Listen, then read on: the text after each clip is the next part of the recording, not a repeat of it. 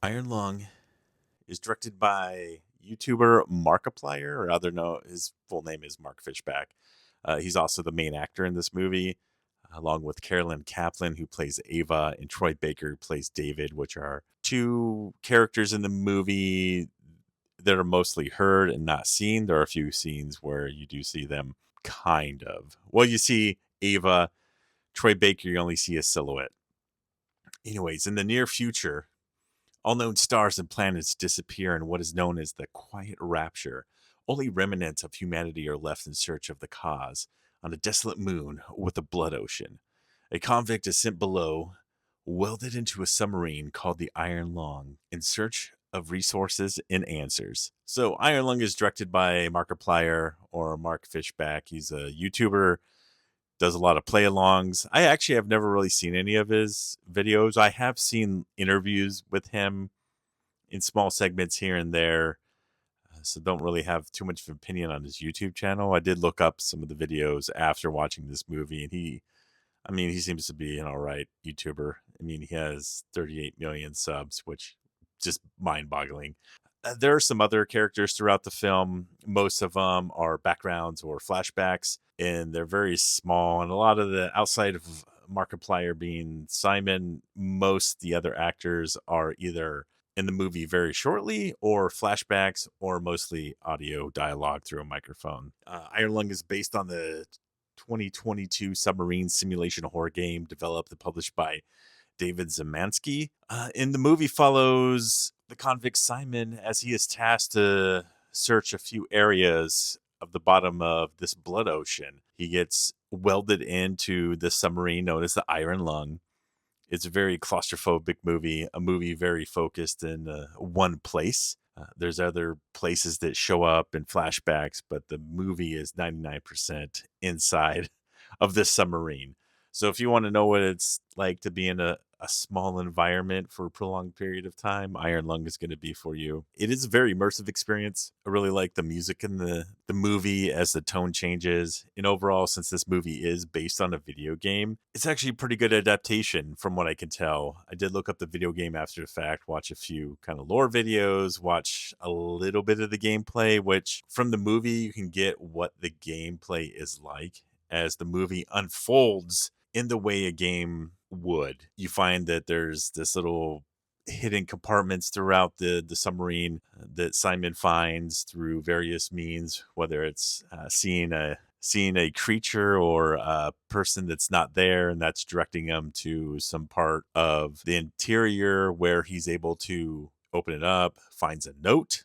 Who put the note there? They don't really say. You kind of think that maybe there's other people who've been down there. He's not the first one who's been down in this particular Iron Lung. So the movie does a good job of making it feel like a video game, but also a movie at the same time. And Mark is not too bad of an actor. I think his acting's decent throughout the movie. He also wrote the movie as well, help with a few other people.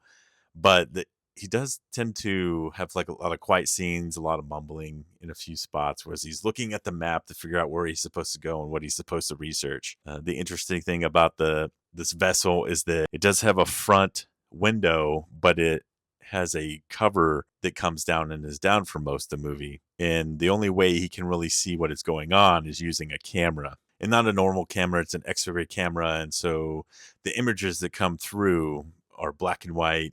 You see a lot of skeletons. You see a lot of features out in the ocean in front of him that look very alien, as this is a moon that has a blood ocean. So there's going to be some weird stuff down there. The camera is also used in regards to providing light, as there's a big screen at the back of the vessel that he hits the button to activate the camera. It takes basically an X-ray photograph, lights up on the screen, and this is used pretty well throughout the movie to create some lighting for a few situations and a couple of scenarios. The set design is very good. The internals look very much like the video game, and the special effects I really enjoyed, especially for kind of a low budget independent film that has the most blood used in any movie from what I read. The issue is the blood definitely looks a little fake depending on how it's lighted. So not the best blood, but there are some sea creatures. There's element of cosmic horror throughout the film. You see some of the aliens in some aspect as he's making his way through the bottom of this blood ocean, finding different areas and coming across things that are unexpected. There's a voice at the end of the movie that kind of leads you to believe that some of these aliens or whatever creatures are down in this ocean have some kind of telekinetic way to talk to people or invade your mind. And so there's this essence of Simon kind of going mad, hearing things that may not be real, hearing voices of the dead or of his past. So you're not sure if, hey, maybe all this is in his mind, which seems to be a common occurrence with a lot of horror movies, is trying to make you think about if what you're seeing is real or if it's not. And this movie leans into that quite a bit, even though I think everything he is seeing is real, outside of, or is kind of beamed into his head via some kind of mental thought from these alien creatures as they're trying to counter what he's doing and researching this bottom of the ocean. So overall, I think Iron Lung was a pretty good horror movie. Yeah, it had a few issues. It had maybe a little too much in the movie's length. It was a little over 2 hours. There was somebody who left in the middle of the my showing that said, "This is boring. What's the point?" They walked out of the auditorium, never came back from.